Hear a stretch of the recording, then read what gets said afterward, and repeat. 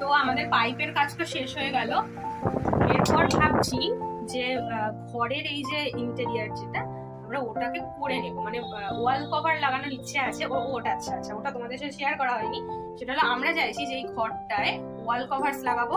মানে আমার এই ঘরে 3টে মতো দেওয়াল আছে, 3টে দেওয়াল, আর ওয়াল কভারস লাগাবো এগুলোতে। আর মেঝেতে এখন খুব ভালো মানে পুরো টাইলসের মতো দেখতে, টাইলস নয় কিন্তু টাইলসের মতো দেখতে এরকম যে মোটা মোটা কি বলবো কভার গুলো পাওয়া যায়, তো ওই রকম কভার লাগানোর ইচ্ছে আছে। তো আজকে বিকেল বেলা একটা দাদাকে আসতে বলেছি, মানে যে দোকান থেকে আমরা করাচ্ছি, আমাদের বাড়ির কাছেই দোকানটা আছে, এরকম ওরা কালেকশন রাখে। তো ওই দাদাকেই বলেছি ওদের কাছ থেকে এই কাজগুলো আমরা করাবো, আমাদের এই ঘরের ভিতরের যে কাজগুলো।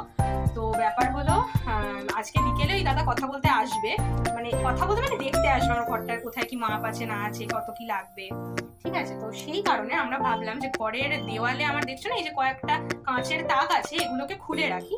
তো তার মধ্যে দেখাই তোমার সাথে শেয়ার করি।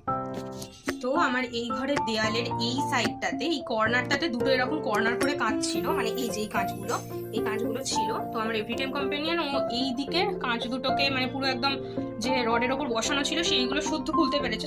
ওগুলো এখানে মোটামুটি আলগাই ছিল, কিন্তু ব্যাপার হলো এই যে তাকগুলো, এই লম্বা তাকগুলো, এগুলোর দেখছি যে স্ট্যান্ডগুলো, এগুলো এত শক্ত করে লাগানো, মানে কোনো বড় স্ক্রুড্রাইভার বা আরো অন্য কোনো যন্ত্রপাতি কিছু দিয়ে খুলতে হবে, কারণ এগুলো হাতে আমরা খুলতে পারছি। যারা কাজ করবে তাদেরকে বলতে হবে খুব টাইট করে লাগানো এই মানে কি বলে এগুলোকে, বল পেরেকগুলো আর কি, ভালো কোনো স্ক্রুড্রাইভার লাগবে। তো পেরে স্ক্রু ওই একই হলো যাই।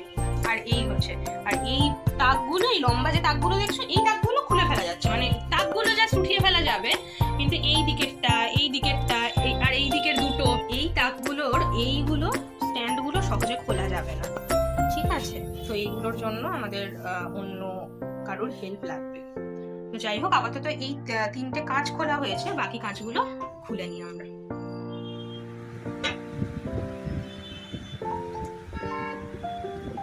ধুলো পড়েছে কাঁচগুলোতে।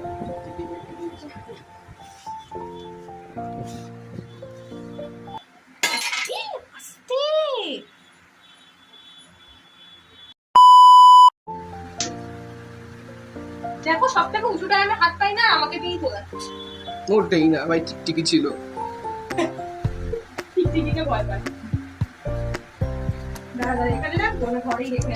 এই ঘরটা যেহেতু একদমই ছোট, সেই জন্য আমরা ঠিক করেছি যে রুমটা রেনোভেশনের পরে এই ঘরে কোনো বড় ফার্নিচার আমরা আর রাখবোই না।